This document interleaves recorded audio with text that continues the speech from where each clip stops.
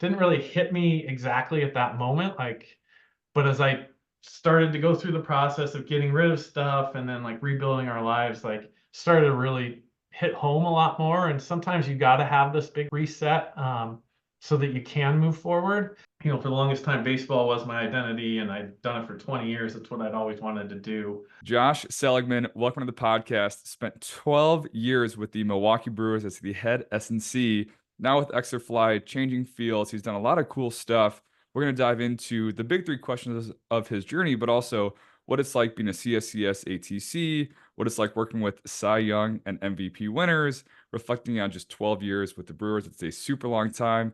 What it's like changing fields and kind of all that stuff. So thank you very much for making the time today. How are you doing today? And tell me something good that's going on in your life, and then we'll get into it. Yeah, excited to be here. I think just found out my kid made his select baseball team, but even more so than that, they asked me to be the head coach. So Oh, man. I'm debating that in my head, which direction to go on that. But that is, I think, I'm leaning towards saying yes because it's an exciting opportunity. Before I never had time to really do that because, I was wrapped up in the season. So just the ability to kind of lead a group of young men but having all that time with my son is pretty exciting. So that's probably the biggest thing that's going on now. What age? He is going to be turning 12 in about 2 weeks. Sweet, sweet. That's a good age. Yeah, yeah, it's the age where the field finally gets to like the Mhm. normal size, so it's usually a pretty big jump for those players, and that first transition year um, can be a little bit of a a mess if you don't really focus on kind of from a strength and conditioning side, those increased distances and things like that. How do you prepare them before the season starts so that their bodies are ready to handle kind of all the extra distances? So did you play? Was baseball and pro ball always part of the plan, or kind of how did you stumble into baseball? So I played in college, but I knew I wasn't good enough. I was a first baseman who didn't hit for power, and they'd throw me in left field. So that tells you all about my athleticism. So I knew I wasn't going to play, but I was still super interested in the sport. I had a roommate. I started college as a physics major. My roommate in college was an exercise sci major, and I was like, wow, that's way funner and cooler than what I'm doing now. So I switched majors. Took the sports medicine route, um, and then got into nutrition. So I thought I was going to do sports nutrition for baseball teams. And then when I went to grad school, I kind of halfway through that shifted directions, got into athletic training, and then ended up in pro ball. Heck yeah, that's great. So you will know what you're doing or being a head baseball coach, not just like, no, I was a head S&C coach. You guys asked me to be the head coach. Like, what do you want from me? Yeah, right. Exactly. Yeah. Exactly. We're just gonna build monsters out there. Yes, exactly, exactly. Hit the ball maybe, but when they do, it's going over the fence for Right. sure. Right. Yeah. Yeah. So how we met was at the NHS SCA Illinois conference. I was asked to speak. You were doing your thing for Extra Fly, but of course, those conferences, like the best part is the before and after, and just grabbing a drink, some pizza after with, I don't know, there's 8, 10 of us, super, super good time, and just kind of picking your brain and asking you questions. And you pulled out that picture of you and Andrew McCutcheon. And I was like, oh my gosh, that's so sick. Like I remember going to Brewers games and I always look for the strength coach, obviously. You can tell who's leading the warm up, doing the stretches, doing the banded sprints and stuff. So kind of crazy that like I might have seen you out there. Wild. Right. Yeah. Um, Fit is an online programming software that helps you train more athletes in less time with greater individualization. For in-person or remote training, Fit does so with a streamlined programming process, decision-making trees to help you integrate data into your programming, as well as better communication with all pieces of a high-performance model involved to break down silos. Learn more at fit.io, that's fytt.io, and tell them that Matt Tometz sent you. Coaches, this podcast is sponsored by Samson Equipment. They've been providing elite strength training equipment and professional weight room solutions since 1976. If you value quality products, great customer service, and a company with integrity, then make Samson Equipment your go-to.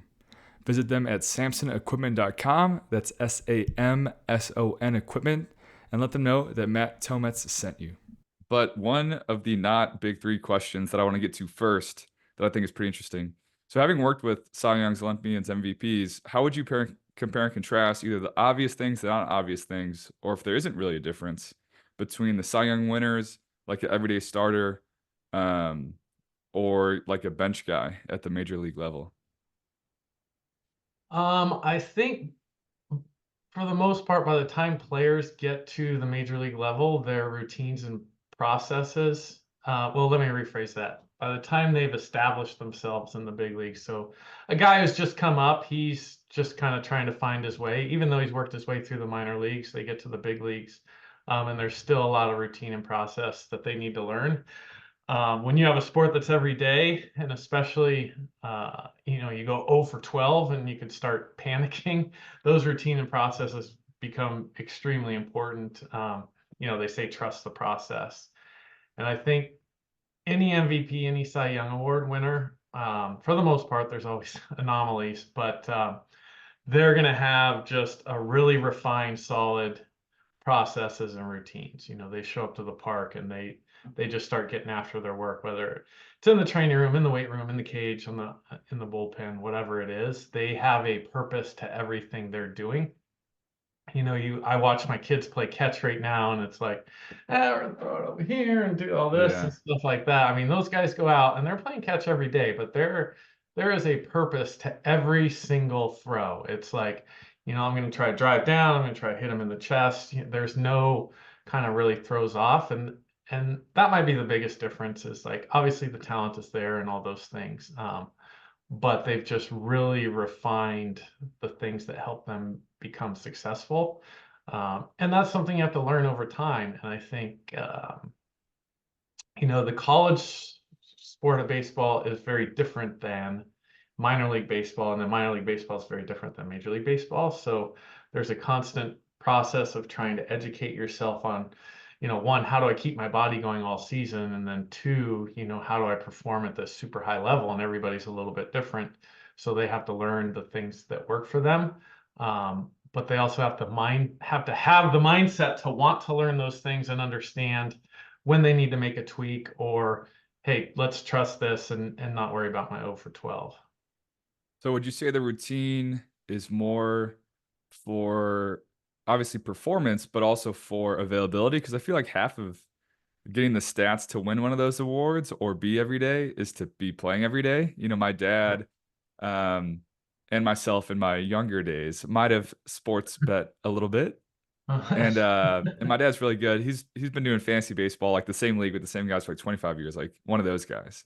Yeah. I remember in high school, he printed out an article because he's a big printer and highlighter kind of guy. Uh-huh. And he said, "Hey, this guy's pretty good. He's in the minors right now." And it was about Mike Trout. He Uh-huh. said this guy's gonna be pretty good one day, and I'd say he was probably right. But he does a lot of futures, so like prop bets. How many Mhm. hits, home runs, RBIs, and he did the math once. Only 1/3 of overs hit of all of the bets, which is basically just like, do you guys stay healthy and have a decent year? Yeah. So how adaptable or how open-minded are guys to tweaking, adding a routine when they get to that level? Is it like, well, I've gotten here this way, so obviously it's working? Or does it take an over 12 streak? Does it take a chat with someone like yourself or a chat with someone like Kutch to kind of get there? Like how receptive are do they need a big event or are they kind of open the whole time? Yeah, I think it depends on the individual. I also think like as a strength coach, you spend a ton of time with these athletes. But not the same key doesn't open every door. And I think for every athlete, it's a little bit different. Maybe for one guy, it might be the hitting coach. For another guy, um, who has a little more pride, he's like, oh, strength coach, he's never played this game. He doesn't understand. A guy like Kutch is definitely going to be able to help him out. Or, you know, my manager was Craig Counsell, who played the game. If he pulls the guy aside and he has a little talk with them. So sometimes you have, if I'm trying to get a guy to do something, maybe you leverage those relationships and you go talk to the hitting coach who he respects and listens to, and be like, we're having a hard time getting this guy in and doing his mobility program. Maybe you could mention something like, it doesn't seem like his hips are working, quite like they need to. Maybe you should come up with this routine. So understanding that every person is going to be reached a little bit differently and affected a little bit differently. Um, and you just got to find the way to help him just do what's best for himself, but you may not be the direct person doing that. Yeah, using your resources for sure. So definitely wanted to kind of get that one out there first, but I guess we'll dive in. So what is the biggest fork in the road moment? So kind of looking back, like if that thing had turned into a yes or a no versus the other way, or a left versus a right, kind of all this would be super, super different. Yeah, I mean, I don't know how big of a fork it really was, but I do look back now. And so when I was in grad school, I was personal training at a 24-hour fitness. This place was awesome. It was on the second floor of a hotel. It overlooked all of Waikiki Beach. Jeez. I could go surf in between clients. But there was a point where the fitness manager position opened up. This was like a $65,000 a year position. And they offered for me to like interview for it and sit. And if I had gotten the job, um, then at the time, $65,000 was an unbelievable amount of money. Then obviously my life would be very different. I'd be on the beach, working at this 24-hour fitness, but instead I chose to continue to follow, the baseball dream that I had. And I was working for peanuts at that time. I was probably making $3,000 a year. I was doing internships, working for free. Um, but I realized what the long-term goal was, and it, luckily it all worked out because it doesn't always work out. But that's where my passion was. I look back at my friends that still live in Hawaii. I actually just booked a trip to Hawaii for spring break of next year. Nice. Um, and one guy runs a taco stand and seems to have this great life. He's always posting pictures of him in the water, or spear fishing or body surfing, things like that. Uh, but I certainly wouldn't have had the experiences I did. Not to say that's a bad life. I wouldn't have the family I did. So just very blessed to have taken the direction I did and not become a beach bum. However, when I retire, I want to get back to that life. Yeah, it's funny. This is a cringy like anecdote or fake story or fable, whatever. Where it's like this guy is a fisherman, small town. He sleeps in, fishes for a little bit, leaves early, hangs out with his family, all these things, if you've heard this one or not. And then this big business guy comes in and goes, "Hey, you could like work a little bit harder, make more money, get a second boat, hire someone." And then like he has this like 15-year process of like basically growing exponentially to make all this money to then sleep in, leave early, hang out with his family. He's like, "I'm Yeah, doing that right now," yeah, So I yeah. think I think it's super valuable to chase the dream. And as much as I wish sometimes I'm like, I wish I was a little bit less, not less ambitious, but like be okay living a little bit simpler of a life versus like I have so much going on. And we talked about just like pursuing these like higher level, more esteemed jobs and whatnot. But do you remember whether it was the yes or no to that manager role, or kind of trying to make it through all of those internships and not making that much money, whether it was colleagues, mentors, family, kind of like what were their kind of um, words in your ear kind of going throughout that process? Yeah, I think. Oh, by the way, that's a country song. I think it's called "The Life." Oh, It's nice. it's a good one. Nice. It's a good one. But I think my parents always encouraged me to follow my dream. Even when I was in grad school, and I'm like three-quarters of the way through grad school, and I decided to change majors. So I ended up with two master's degrees. Maybe milked it a little bit living in Hawaii and getting the grad assistantships, Could be but worse. yeah, they always encouraged me to follow my dreams, and I think that's probably just that underlying current from a kid was like, you know, follow your passions because you know you'll never work a day in your life. However, I don't think that's true either. Like, Yes, I agree. when you follow your dreams, there are going to be days where you don't want to go, but you still gotta you still gotta go no matter how passionate you are. So I think just that encouragement from a younger age was probably what help me choose, the dream versus like this immediate gratification of paycheck. Mm. And then briefly, could you touch on each stop and each duration to kind of show what it is actually like and how long it takes to get up to the major league level? Yeah, yeah, and it was definitely a long process. So if you look back in college, I graduated from college in 98. I went to grad school at University of Hawaii from 98 all the way till 2004. So I spent 6 years in grad school. Um, Geez, Van Wilder. yeah, right. And then, like I said, about halfway through my sports nutrition master's degree, I was personal training, and some of my clients were getting shoulder pain, and later learned it's referred shoulder pain from rotator cuff weakness. They were just getting stronger, but their accessory muscles weren't getting worked on. So then they were getting some of that impingement or referred pain. But so I wanted to take a injury prevention class, which was part of the athletic training kind of course core.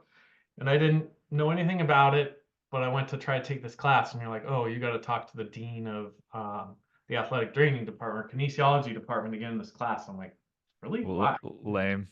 Yeah. So I sat down with her for an hour, and she was just asking me a bunch of questions. And some of these athletic training programs are really hard to get into.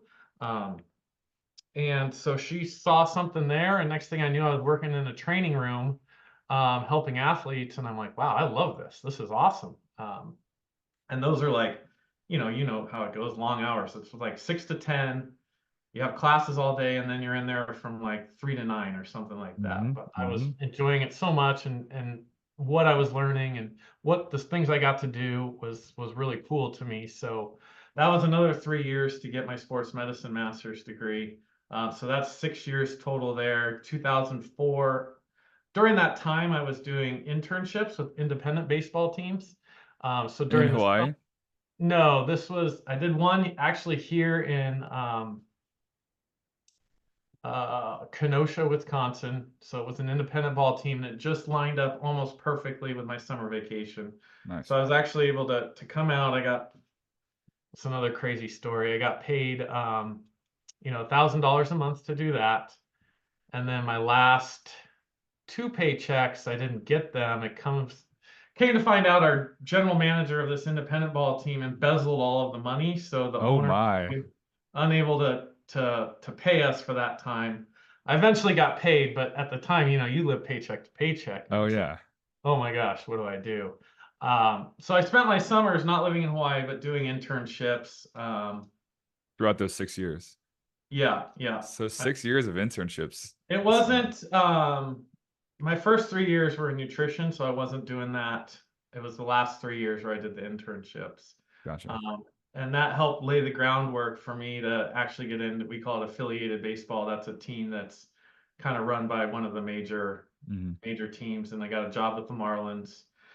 2005 was my first season with the Marlins. At what level? I got lucky. I started out in high A.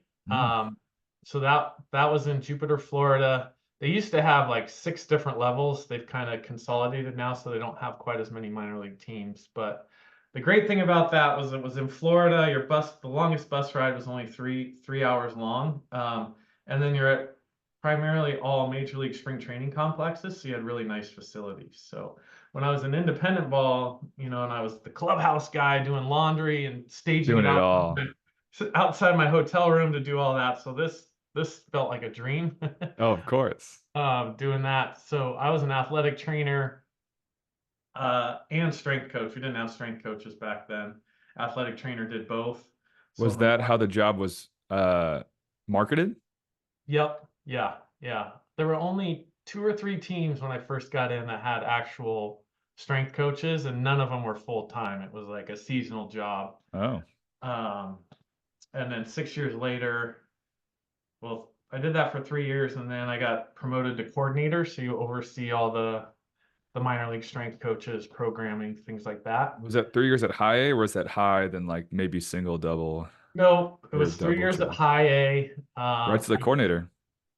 Yeah, and I probably did not do this correctly. I wouldn't recommend this, but I was offered double and triple A positions, but I really liked where I was at. Again, Oh my gosh. I'm a beach guy. I turned them down, but what I did do is, because I lived there, I volunteered for every camp or, whatever, off-season camp, early spring training camp, whatever. So I got to know a lot of the big league guys that would come in. Obviously, a lot of guys live in Florida. So I volunteered time that I didn't have to do. But in the long run, that helped me get that coordinator position. And then after 3 years in that coordinator position, the Brewers were looking for a strength coach. They reached out to our AAA guy to ask about someone else, and he recommended me. Great mentor of mine, Paul Fournier. He's with the Dodgers right now, and then I was lucky enough to get the Brewers position. I was there for 12 years. Geez. So 12 years from now is 2012, 2004, so 8 years. So 2011 was my first year in the big leagues. So I did Okay. 6 years and 6 years in the minor leagues. Jeez. But again, it was, a big part of that was looking for ways to get that experience, even though it wasn't always the most glamorous, working for an independent ball team and then volunteering. Like after a long season, they always say never ask, a baseball person what they want to do with their career after a long season, because everyone's like, I'm so done with this. Yeah. But just trying to find those opportunities to volunteer, because experience and the connections you make are just as valuable as any sort of paycheck you're going to get, even though I know it's very hard sometimes. Yeah. So it sounds like those things, the camps and whatnot, got you that experience kind of in pieces as opposed to like a season at a time. Right, right. And it was all together. I had to show that I could, during a season, work with a team and Mm. navigate those tough relationships where, sometimes maybe you got to pull a player off the field and he doesn't want to come off. And, that's a tightrope you walk, because you don't want the player to hate you, but you also got to do what's best. And then, working with coaches and all those other relationships that you have to kind of navigate or develop experience with, there is a learning curve there for sure. Gotcha. So that's a great foundation kind of background intro. So next, what is the coolest slash craziest story? So one that you probably couldn't even make it if you tried, that you always like pull out when someone's like, "Hey, what's it like being an MLB strength coach?" Yeah, I mean, there's a lot of them, and some of them I can't tell. Um, but I think, just from an experience perspective, I think the 2018 season was, one of the craziest slash most memorable. We're in the Central. The Cubs were in it. They had just recently won the World Series, so we were always kind of the stepchild of the division. And I mentioned Craig before, but he was the greatest manager I ever had, greatest leader of men, just a very tremendous person. When we started that season, his thing is like, we want the other team to feel us, when we're on the field, like feel you guys in the dugout, feel you guys when you're on the field. And he just created this just unbelievable, relentless culture that season that us as the underdogs, we embraced it. We go through the whole season, we ended up winning the division, but there were certain points in that season where, you could see our momentum gaining. So there was one time, I want to say middle of the season, where the Cubs, I think we were like 3 games out, 4 games out, or something like that, and the Cubs had just been on a tough 7-day road series and kind of burnt out their bullpen. So their bullpen wasn't very fresh, and they knew these games meant a lot. So they had just come in from a late night game off of the West Coast. So typically your getaway day is a day game, so you can get back, do your flight, all that stuff at a reasonable time so you get sleep. But sometimes you go to these West Coast teams, or the Cardinals are notorious for it. They have a getaway night game. So when you're on the West Coast flying back east and you get your game's done at 11, bus to the airport, you're not in the air till 2, then you got this 3-hour time change, all these things start to factor in. They probably got in at like 8 in the morning. You got Chicago traffic from the Oh, airport. geez. Oh, Uh, O'Hare, I know. yeah. So, and this will be important too for the next half of like what all went on. I'm sorry to ramble on about this, but like all these little things that happened during a season. So they came in, and we play the first night, and we win the game, and they're clearly like they had to go to their bullpen early, so it gets even more crushed. Next day, Saturday, it's like a late afternoon game, so 3:30 or something like that. and it was raining in the morning. And so they usually what you do is you show up to the park, get ready, kind of wait for a window, and then play. Somehow, some way, they got Major League Baseball to cancel the game because of rain. Super early. It was like 1 o'clock. So we're leaving the ballpark, perfectly sunny out, never rained that night. Like shenanigans, right? Like And this was at Wrigley, right? yes. So this game was canceled, which means we're gonna have to, if things go down and this game becomes important, we have to make it up later in the season. So fast forward about a month. Now you spend a ton of time on the road, ton of time away from your family. So they have usually one time a season family trips. So that means that your families are allowed on the charter plane. They pick a cool place with an off day and set up activities. So this time we were going to New York, and it was going to be our family trip. Well, on this off day, Oh no. they scheduled this makeup game. So we were supposed to be in New York with our families playing. Oh What we geez. did is we bust all our families down the night before what was supposed to be an off day. And then we had a day game, which is even another like kind of fork in the side of the ribs. Yeah. So whenever you have your families with you, they always want to do stuff, right? Like you just you've just been working and you want to go do things. So we're in Chicago, so then everyone's going out to dinner and doing that. Come back the next day for a day game, and guys are pissed. Like it wasn't like, oh, poor us. It was like we're gonna stick it to these guys like no other. And we ended up going and we played that game. We won like 13-0. They ended up blowing their bullpen out probably just as much as they would before. And then we got on the plane, celebrated all the way to New York. And so that kind of laid the groundwork for like, you know what? F these guys. These are like, so the season goes on. We get to September. We're like 3 games behind still. And we have the most unbelievable September ever. I think we went like 17-4, 17-7. That's been nice. The Cubs are just watching us, kind of like keep winning, tracking them down, tracking them down, tracking them down. And then it comes down to we're tied at the end of the season. So we have to play a game 163, so an extra game that season to see who gets to win the division. And we show up and we had the same attitude we did for that game that we had to go in and play. And we were just rabid dogs in there. We won the game 7-4. It was like the most unbelievable experience to win that game. And we won the division. We got the Cubs off our back and everything. Was it in Milwaukee? It was in Chicago. Oh, wow. So we got to do it on their field. Their general manager tried to tell us that we could not celebrate in their clubhouse. So you can only imagine what that did. Oh, of course. We're popping the champagne bottles, probably. Yeah, just taking all the plastic off the lockers and stuff. Yeah, and that was before they redid. They had redone it, but they hadn't redone it to like the full extent. So, you know, you have the plastic stuff up, but there was still like black mold everywhere there. It's like, you know, it's this very appreciated stadium for all the history and everything, but like the underbelly of it and everything. Oh yeah, I've been there. Was not great, not great. So we're celebrating, we're winning, but then the Cubs, you know, as pretentious as they were, they're like, even though they lost, they won, they got the wild card spot. So they were still going into the playoffs, but they're like, you know what, we're not going to celebrate. We're going to wait, you know, until we win our next series to celebrate. And the rule in baseball is like, anytime you have a chance to celebrate, celebrate. Oh yeah, it's a tough game. Yeah, wild card, whatever it is, you're going to celebrate it. So they didn't celebrate.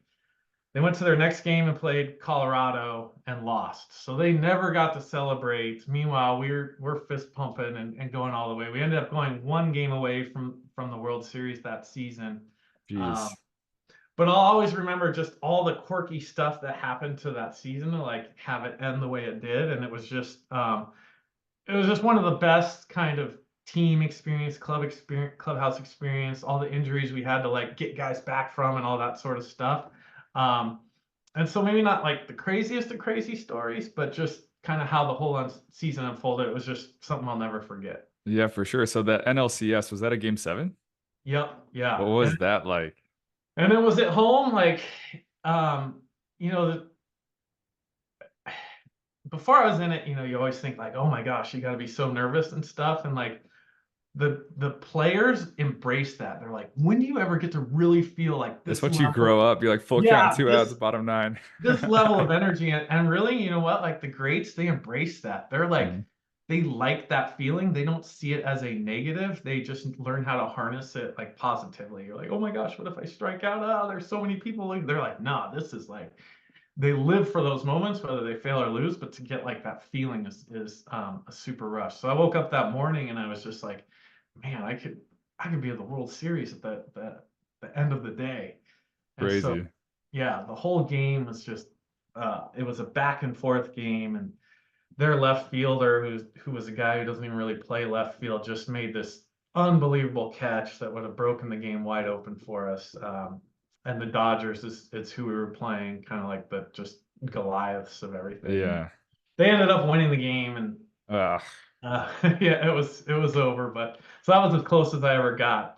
But even though we didn't win the World Series, it was still the greatest season I was ever part of. Yeah, I bet. That's great. That's great. Super, Yeah. super cool. So next of the big three, and then we'll get into kind of the supplemental questions.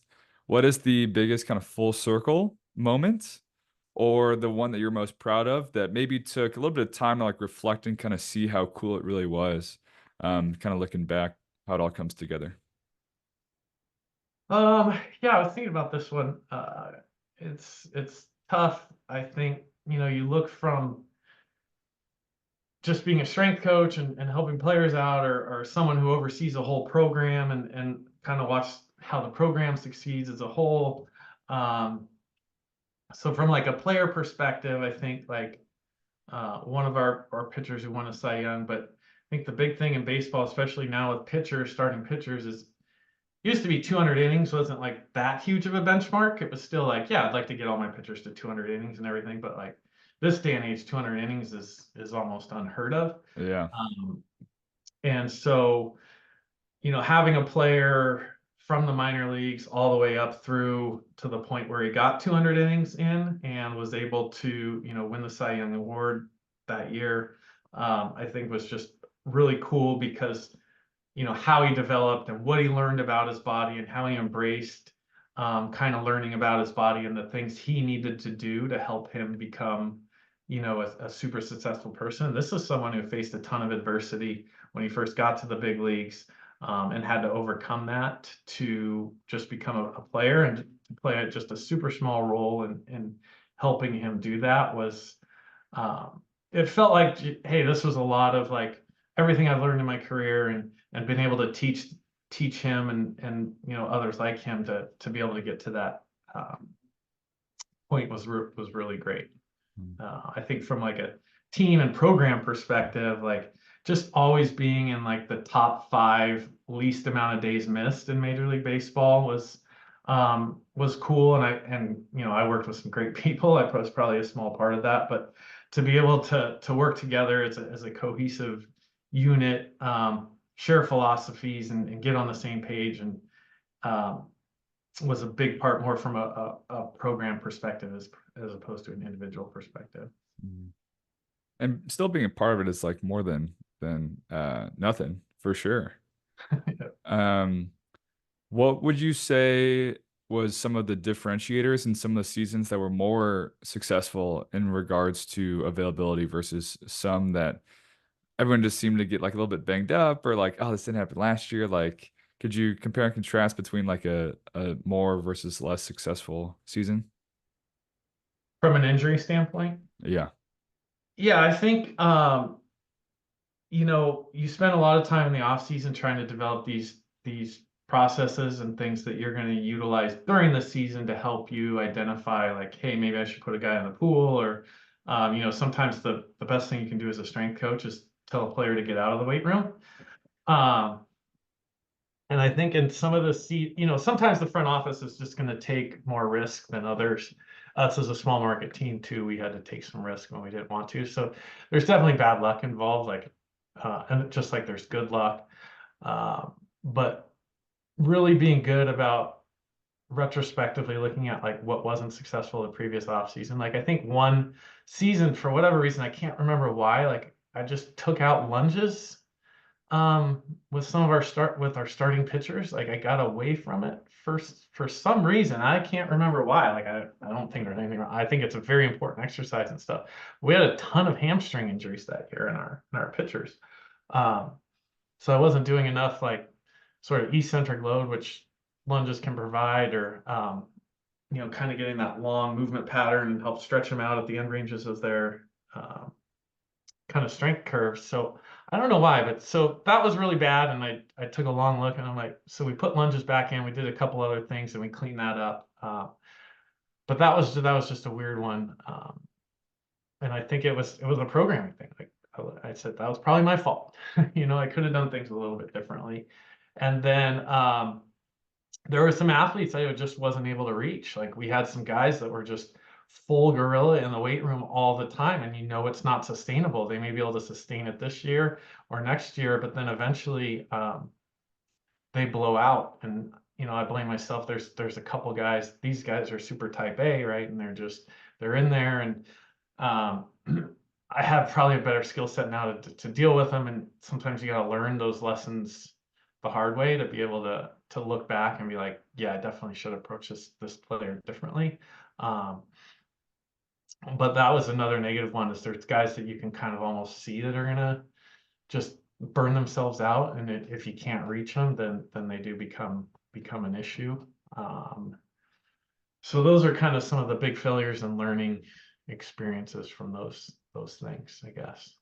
It is interesting to look back at some programs and you're like, wait, I actually like that drill or that exercise, or like, why did I stop? Yeah, Um, but I also feel like it's hard because there was things even within 1 year, at the Power Five baseball level that I learned, and it's like, well, I made the best decision I did in the moment with the information I had. I just now have this information now, so it's like a super fine line between you got to be critical, but right. it's also like I did what I thought was right, you Yeah. know? Yeah, you're not purposely messing people Yeah, up. exactly, exactly. Yeah. Yeah, it's and sometimes the same decision could be so wrong for one person and then totally right Yeah, for another person. yeah, for sure. All right, so last, kind of to wrap up, we'll go somewhat rapid fire, quick-ish. Some of the kind of supplemental things that I teased earlier, kind of during the intro. So, if you had to compare and contrast, because this was a big question that I asked, and I feel like half of this podcast was just as much about keeping guys healthy, especially in what is sport. Whoever designed Major League Baseball or just baseball in general, like what were they thinking? A season.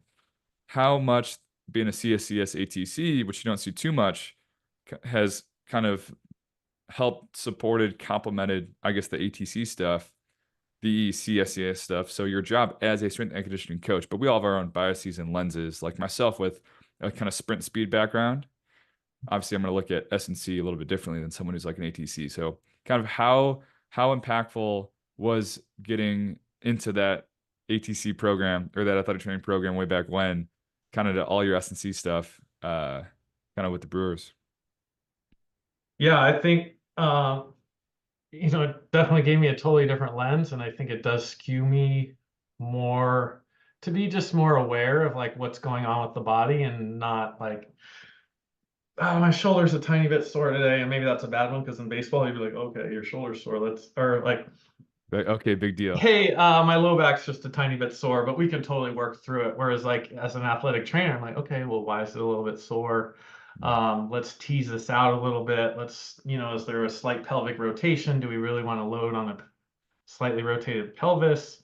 All right, let's get the pelvis rotated back into neutral. Now we can load it up. So I think it just made me a lot more sensitive to some of these things. And then when you start stacking bad days on bad days, no matter how minor it is in baseball, it's going to start to add up to something big. So just giving me the as you said, the lens to be able to identify these things super early, I think was helpful. I think just under the amount of anatomy I had to do as an athletic trainer was also extremely helpful. Kind of understanding little things like the anterior capsule of the shoulder has a lot of elastic units in it.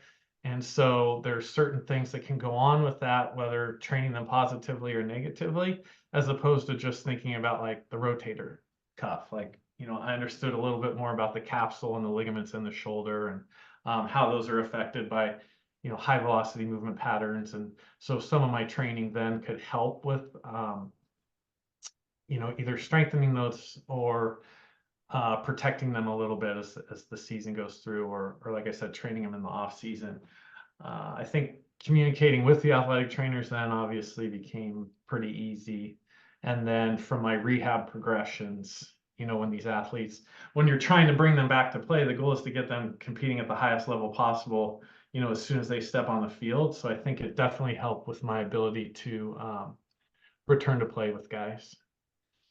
Besides getting an actual degree, because obviously it's a license, how can someone kind of start to dive down that rabbit hole, start to shift their lens, kind of just get into a little bit more kind of rehabby, athletic trainery kind of mindset?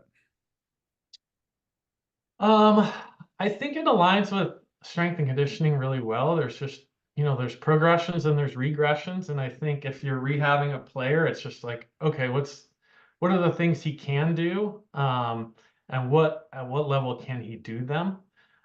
So it may just be like an easy body squat or something, like if a guy's coming back from a back injury or something, and then just slowly kind of moving through the progressions, if you will, until they're back to the ability to do like a full back squat or something like that. And then as far as like continuing education classes and things like that, I think, some of those rehab classes or injury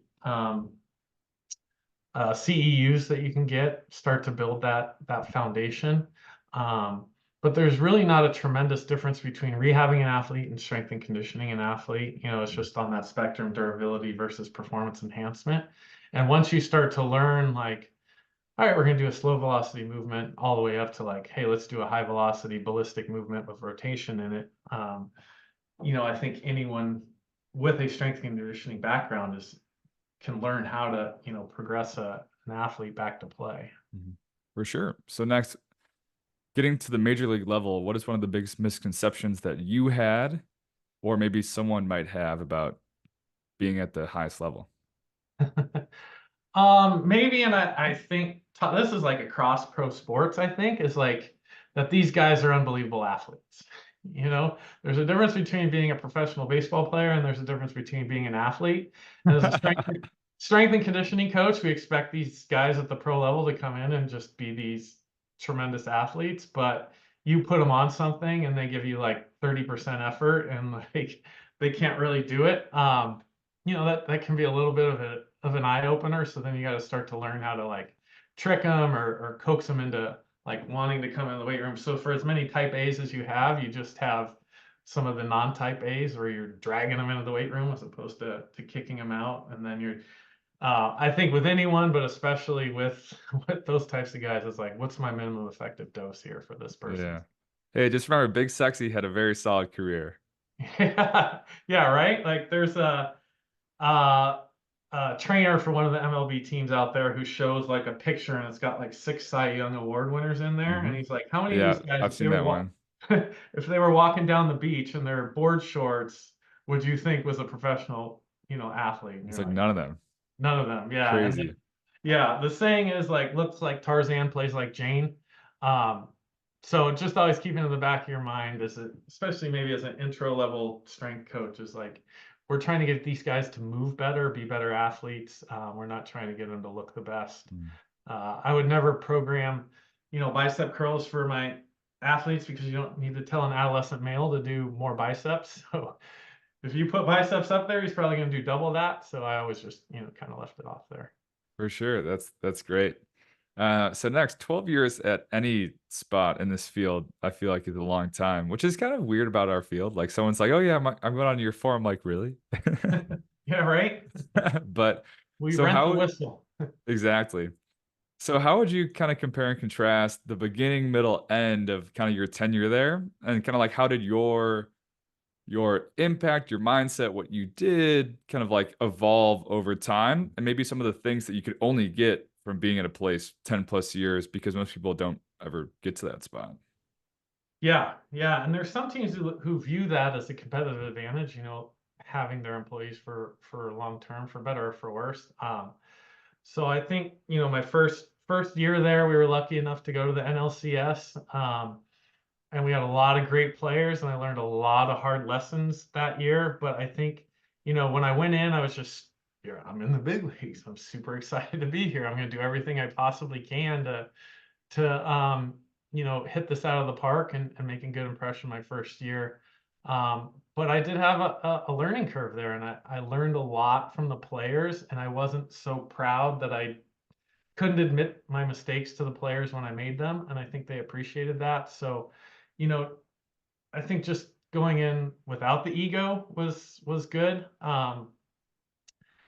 So then we had that one successful year, and then we slowly went a little bit downhill for the next 3 years. And I think at the end of that, we were just trying not to lose 100 games was kind of the mentality. So trying to stay positive during that time, but continuously trying to learn and become better, not just as a nuts and bolts strength coach, but learning how, like, all right, we just got a guy from a different organization. How do I integrate him into this programming? Or hey, we just traded for a guy in the middle of the season. How do we do this? Or here's how flights are affecting this guy's recovery. So just starting to branch out from the weight room, understanding what the scouting department was doing. How can I help player acquisition or identification?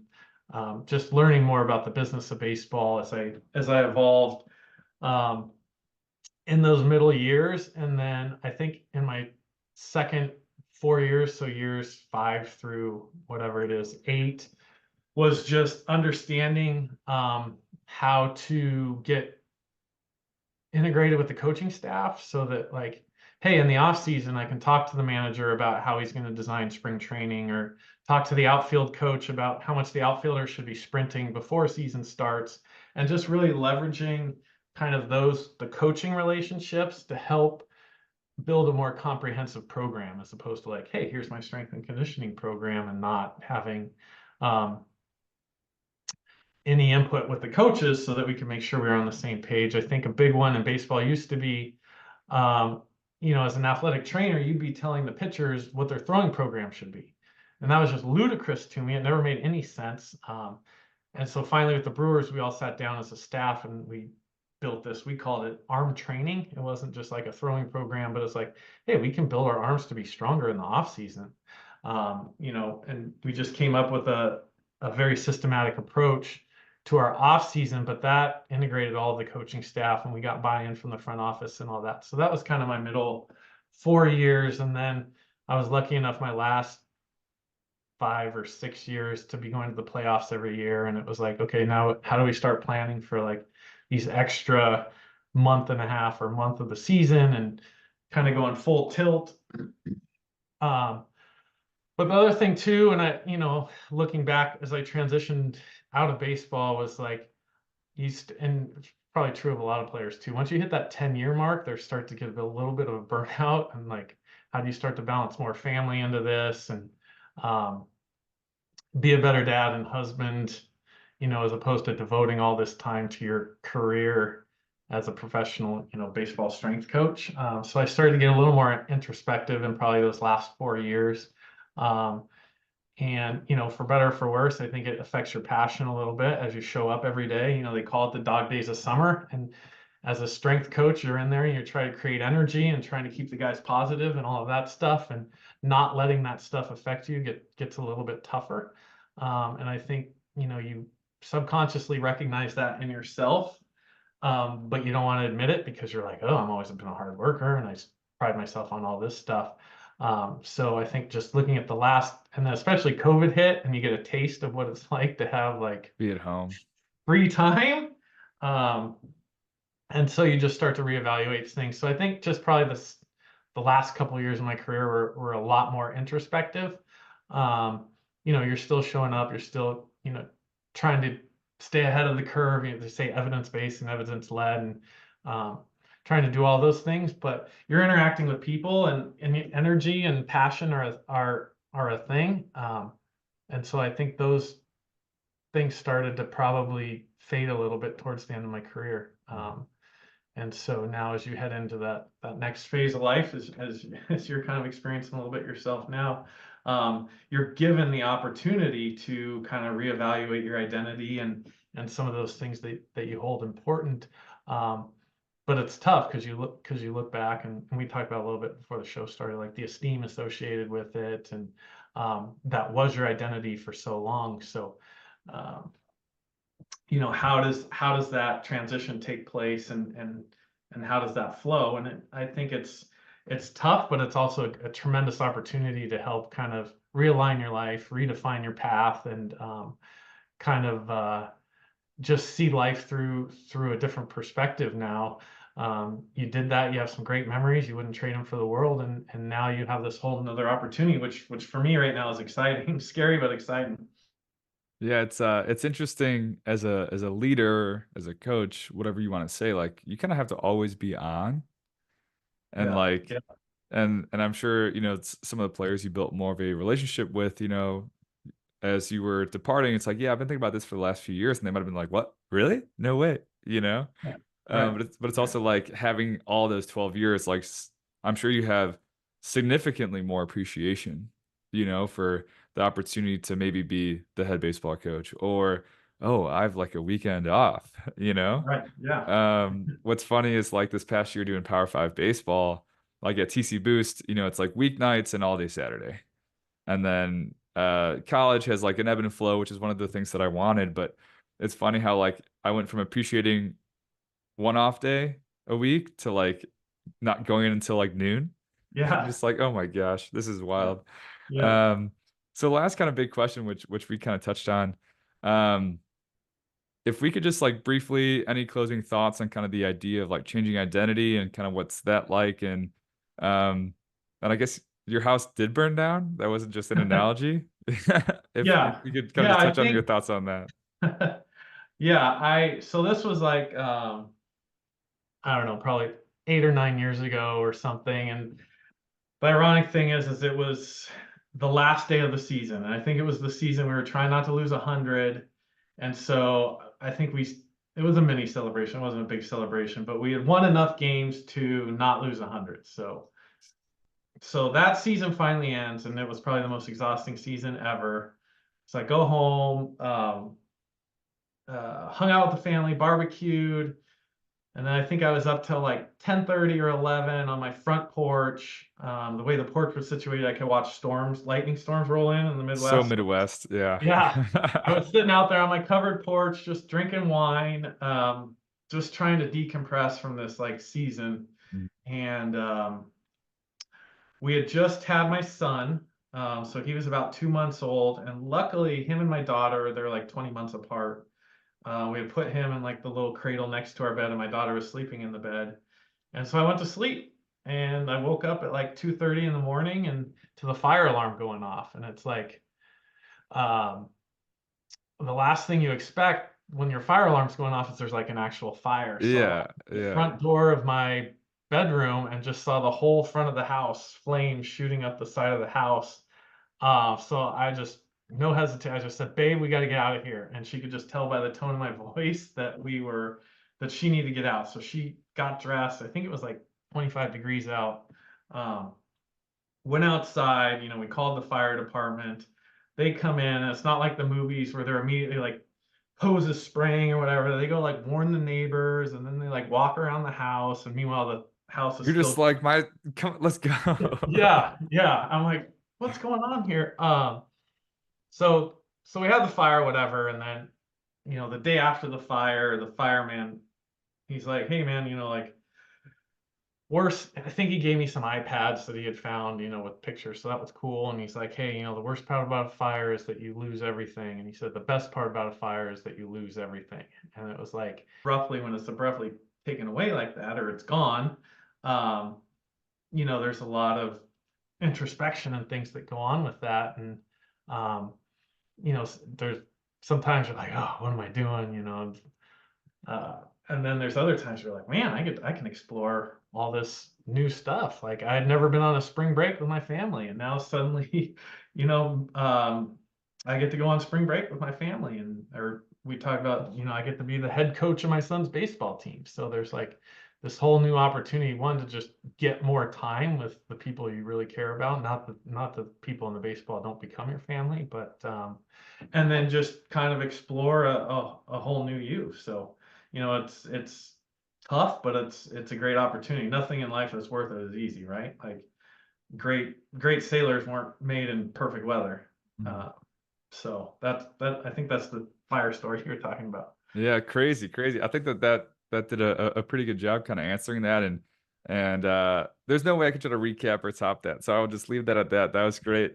But I want to say thank you very much for your openness, candidness, making the time to chat today. So if there's any parting words, you're crushing with Exerfly, plug whatever you got to plug. Where can people get more of you? Yeah, I mean, I'm not a big social media guy. When you're in pro sports, they don't let you kind of put any of that stuff out there. But I am with Extrafly now. We're a flywheel kind of based resistance company. I think it's just a very underappreciated part in most people's programming is that eccentric component. And if you can train concentric and eccentric at the same time, there's a ton of benefits that come with that. So check out some of that research. It's starting to really grow and gain some traction right now. So I'm excited for that opportunity and try to help this kind of training gain a little more momentum out there. Mhm. I've seen your LinkedIn pop off, so that might be a good place to learn more. So thank you very much again, and I look forward to talking next. Yeah, awesome, Matt. Thanks so much.